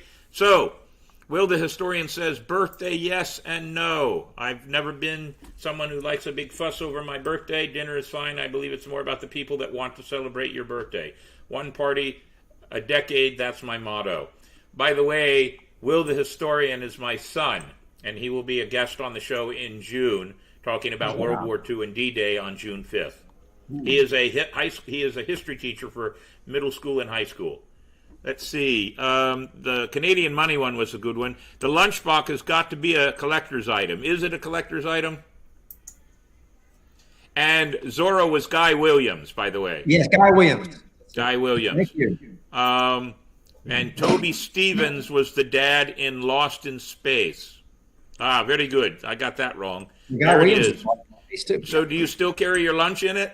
They're talking about dad. They're talking about dad. I looked on eBay. This thing's worth some money, so I've got it in its special spot on my shelf. Very good. What'd you say, Mark? I said they're Toby. What'd you say? Toby Williams. He's in the new Lost in Space. Not the old. The Guy Williams was in the old Lost. He played Flint in Black Sails. Yes, Yeah. yes, I just saw that. Black Sails Adventure Company is on board with us. They're out of North Carolina. They've made a couple of nice comments about you. There we go. That one. My favorite sword fighting scene was between Antonio Banderas and Catherine Zeta-Jones. Yes. Yes. That was good. And, That was good. That made a lot of men want to take up sword fighting. and women. Yeah. Let's see. I'm going down just a little bit further here. Curtis's opponent was Ross Martin. Yep, we did get that, but thank you very much, Jim. I appreciate you being my backup on that. Great fight scene. Yes, it was. Now, my son, Will the historian, says, I'm sorry, but are we going to not talk about Connor McLeod versus Duncan McLeod, Highlander versus Highlander? Hey, Classic. that's classic. Now, I'll tell you a story. I met the TV version, Duncan McLeod, in Tucson, Arizona. And because I was such a big fan, the people that set up the event talked him into giving me one of the swords from the television show.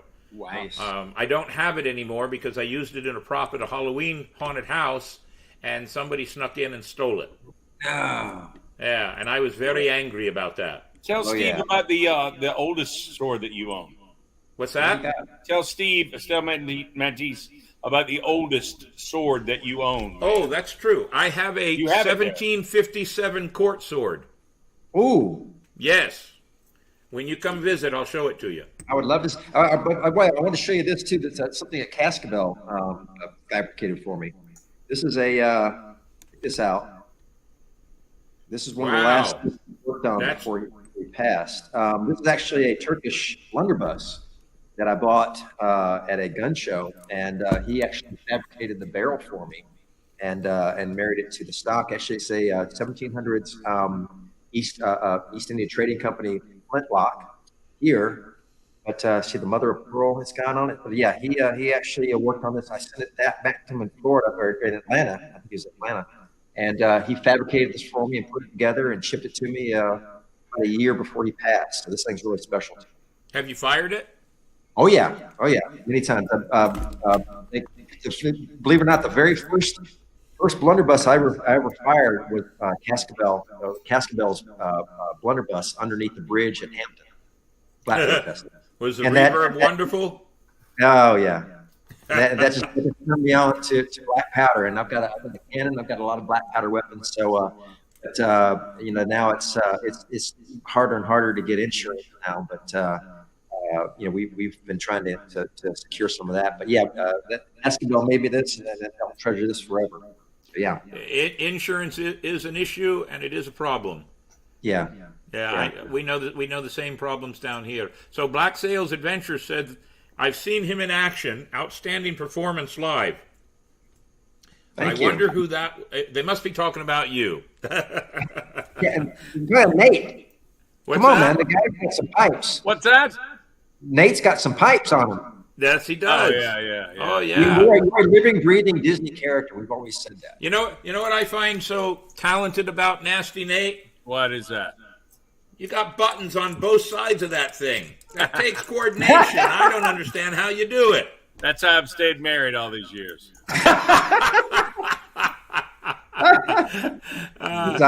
Good fingers. Very good. Now, I saw somebody in there that made a comment about a rope swing. Where did I see that? St. Augustine was magical. I want to go back. Did I miss it? Davey, You know, did that see would it? be a really cool thing if you could fabricate a rope swing in the Colonial Quarter off the top deck of that ship. Yeah. Oh, yeah. You know what I mean? If you could figure out a way just to do a short.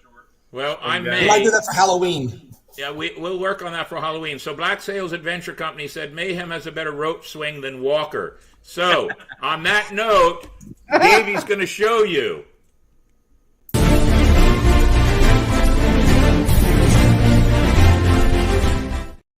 Nice. There you go. Now, let me tell you the second half of that story.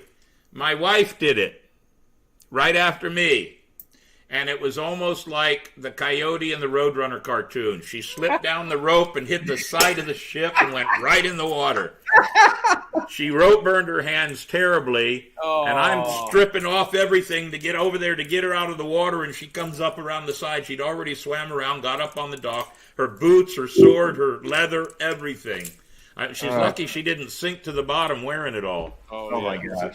But yeah, that was a lot of fun. I just want to get together with all you guys and just share war stories about the years of the years combined of performing and hanging out with pirates. I mean, a lot of people, they'll say to me, like with ECU and some other stuff, go, "Man, I want to be you. I want your job." I said, "Yeah, I bet you do," because the best part.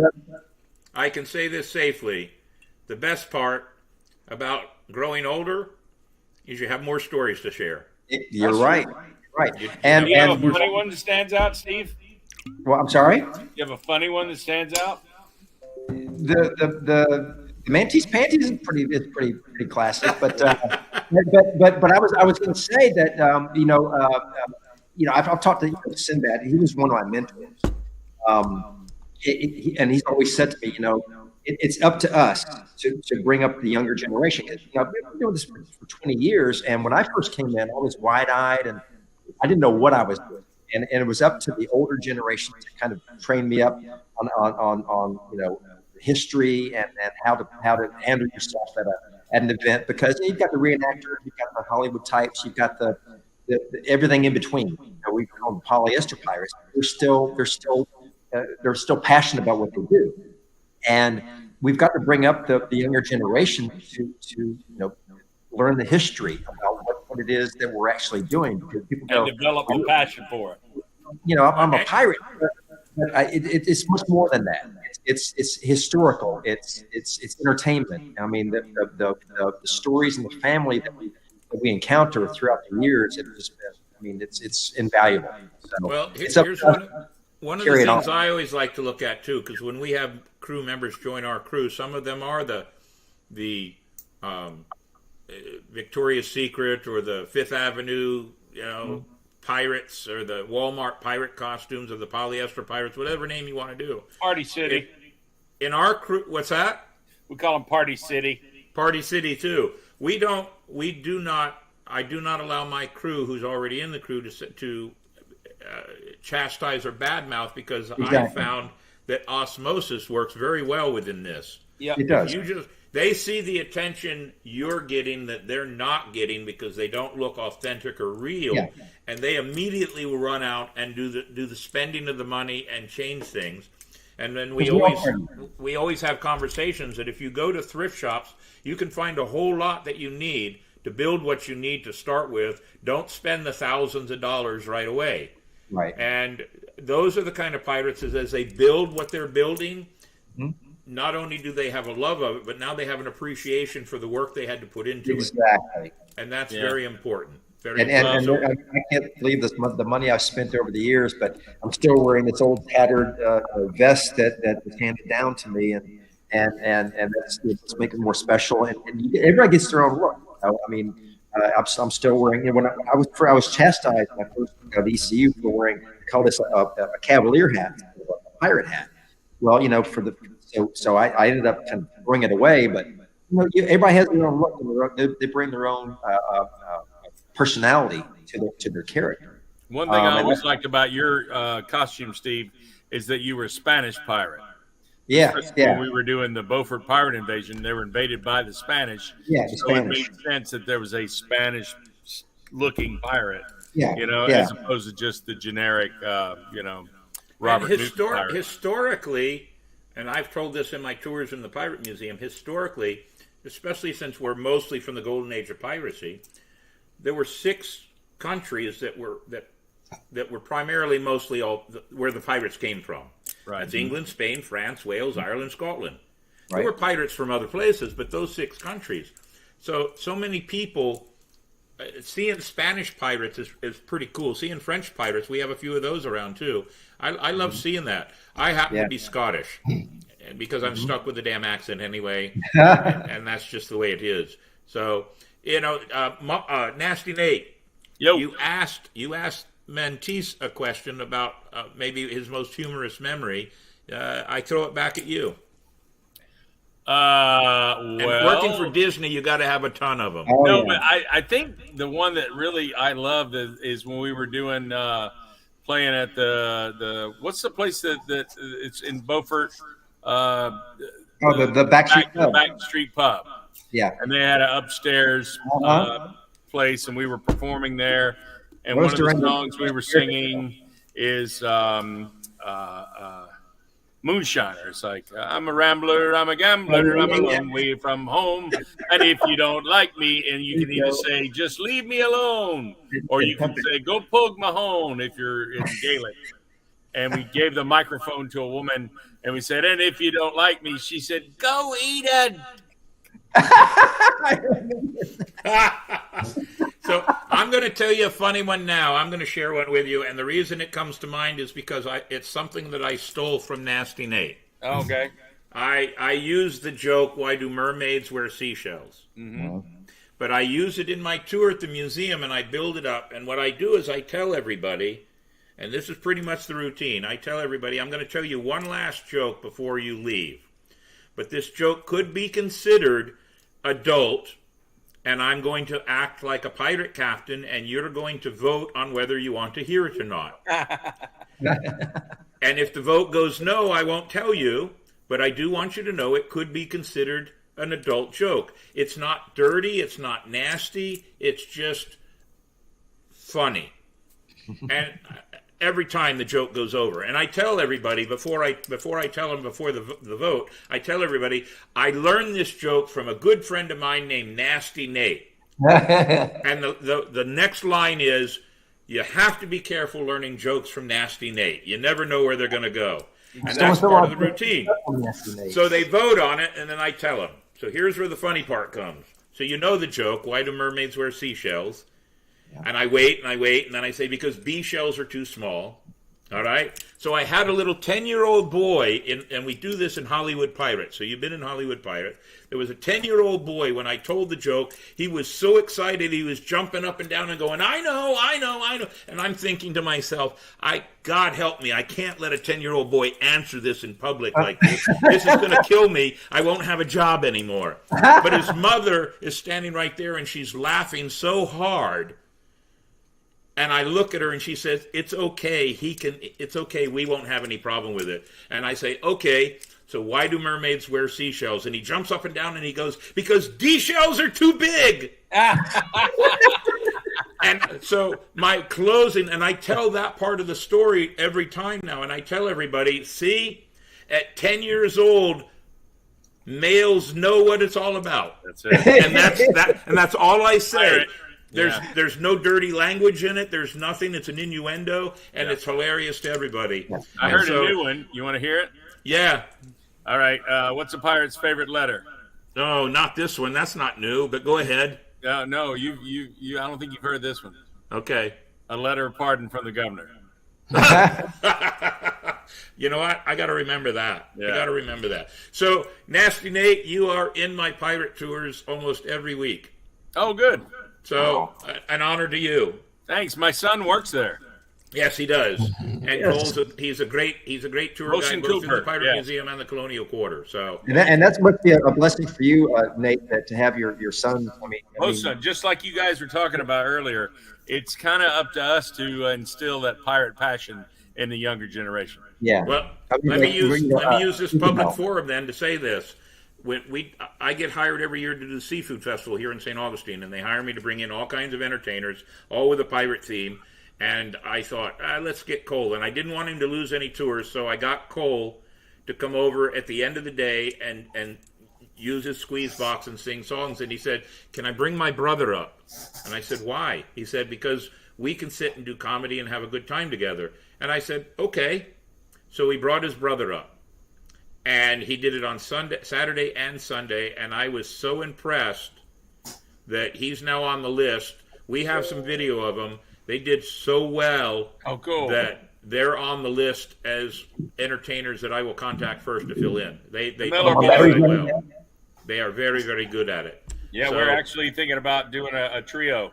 You should. You really should. All ourselves. We came up and performed on your balcony. Yes. And I you know what?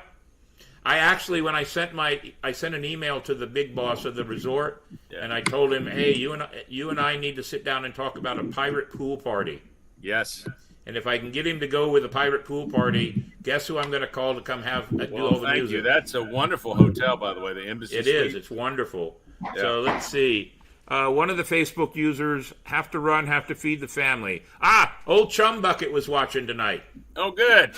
Yes, we're working on something special for Talk Like a Pirate Day with him. Let's see. But we've gotten so many more here.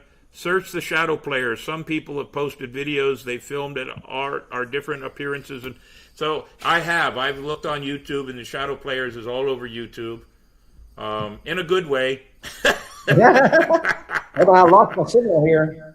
Fun fact, the Mask of Zorro fight was part of the inspiration for one of our fights in the Shadow Players.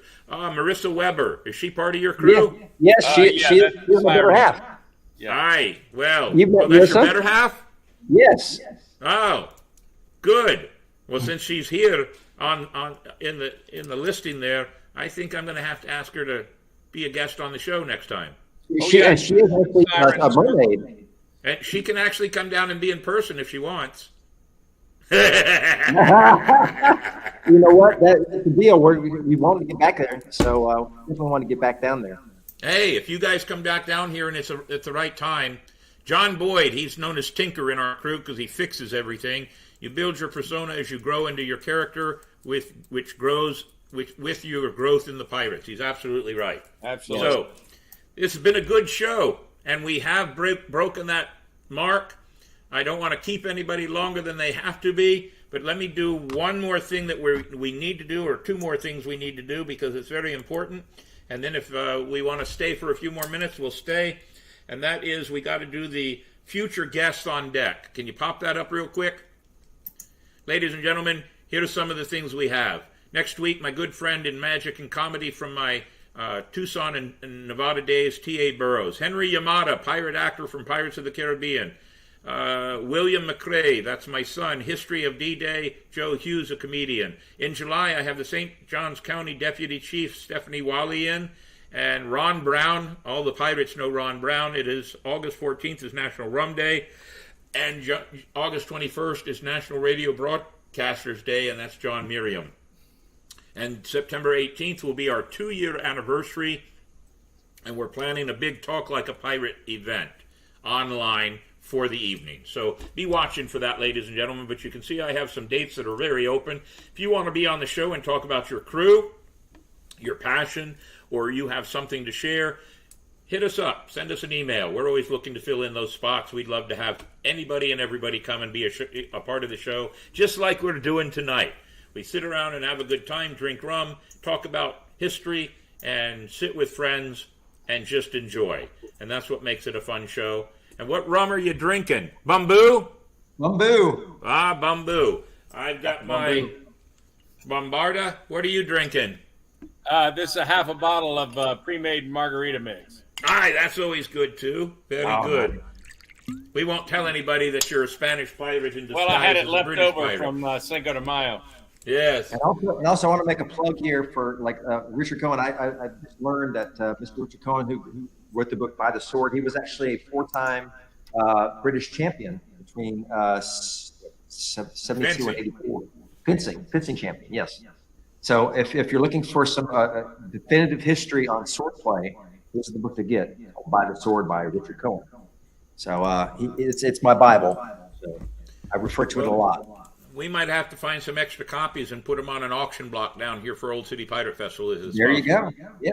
It might be worth it. So Yeah. Marissa Weber says, sign her up. Yes. She just wants to hang out with Captain Mayhem. Well, Marissa, this is for you. This is a night, it's a beautiful night. That's another story to be told at another time. Thank you, Well, Thank you, Nate. Mantis, this is such a great show. You think we can put you on for another date in the summertime? I would love that. Please, I want to come down there and be there in person. That would be great. But Well, come down and be in person, because we can always change the camera angle. Mark, you, Nasty Nate, you'll have to come and be a part of it too. I'd love it. I'd love to have show Steve your backyard. Yes, and we could have some fun back there. You know what? And, We'll plan a workshop that day, and then that night we'll do a little podcast. we could do that. We can have a lot of fun doing that. I think We'll it'll go out on well. we'll go out on the downwind. Yeah. My ship. All right. So, Davey, Yes. you got to reveal Mini Mayhem's joke of the day. All right. Okay, it's time for the answer to the joke of the week. What do you call a stupid pirate? The answer is the pillage idiot. Very good. Do you have So- the board, yay or nay? Yeah. You know what? I'd like might to have to weigh in steal on that that one. So I don't know if you noticed, but that Mini Mayhem, there's a reason we call him Mini Mayhem, but we'll leave it at that. Okay. I don't want you guys no saying anything. That's funny. This has been fun, guys. This is a lot of fun. Thank you. Well, let us do our thank you video real quick. Davey?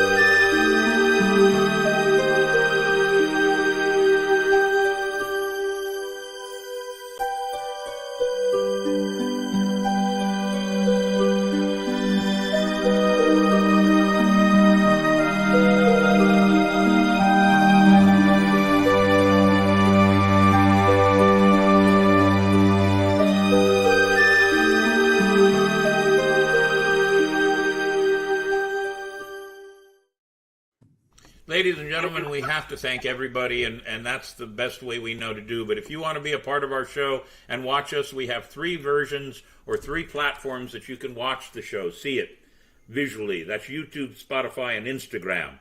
There are your messaging ways to get hold of it. If you want to just listen to the show, say you're driving down from the Carolinas or somewhere north and coming to St. Augustine, hint, hint, you can watch us or listen to us on Stitcher, iHeart, Castbox, Apple Podcast, and Amazon Music.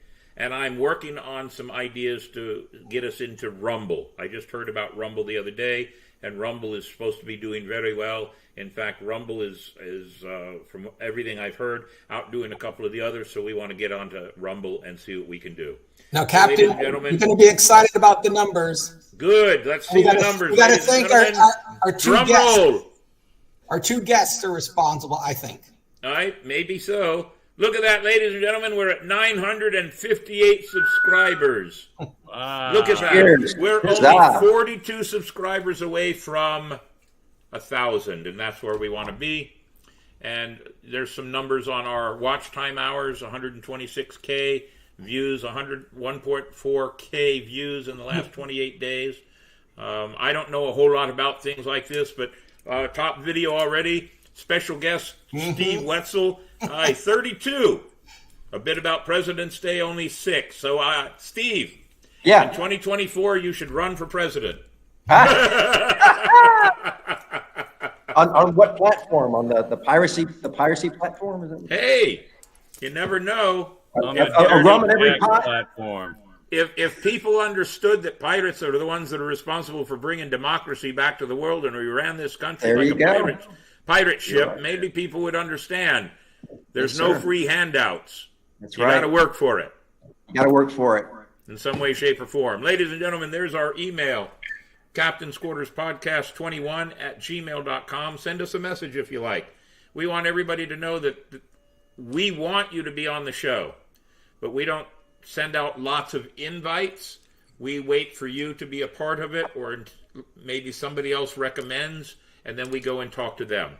We try to make it very, very open for everybody to be on the show, and we want all varieties. We don't just talk about pirates. I don't have pirates. A couple weeks ago, we had the sheriff of St. Johns County on the show. He loved it so much. I got an email from him, and he wants to do 3 shows, at least 3 shows a year with us. That's pretty good. You had Gina last week, and she's a belly We had dancer. Gina. Yeah. Gina's show last week went about an hour and 45 minutes.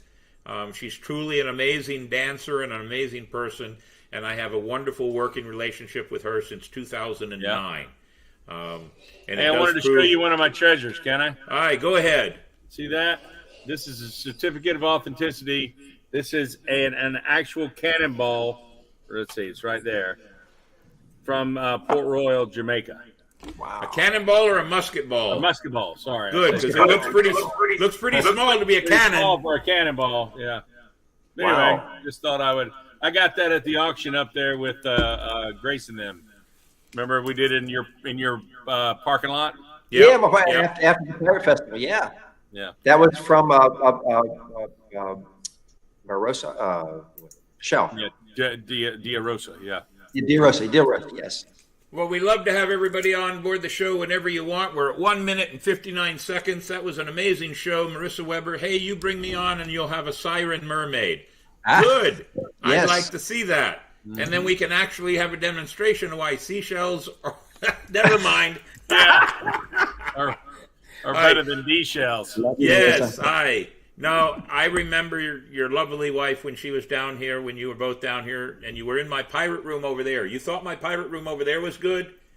Wait till you see the pirate room I have here. Can't wait to see it. I We'd love wish to all have them you. ladies were sweet little kitties. I'd sneak up behind them and grab on their shoulders. All right, so ladies and gentlemen, Davey and I are the only two here. Hellfire was out of town, and Mandy, Joe out of Utah, had emergency flooding going on in her house, so she can't be here also. We wish them well and hope they're okay. So Davey and I will do the sign-off that we do, but Mark and Mantis, do you see it at the bottom there where it says part of the podcast, part of the crew? Yep. All right, so Davey's going to say the first part. I'll say the second part. You guys say the third part with me. If you're ready, go, Davey. All right. Part of the podcast. Part of the crew. Always. We can't do it without you, ladies and gentlemen. We're Right. signing off at 2-hour show, ladies and gentlemen, a 2-hour show. You guys don't have to go anywhere. When the show shuts down, we'll talk for a few more minutes. Awesome. Thank you, ladies and gentlemen. We'd love to Cheers. have you here.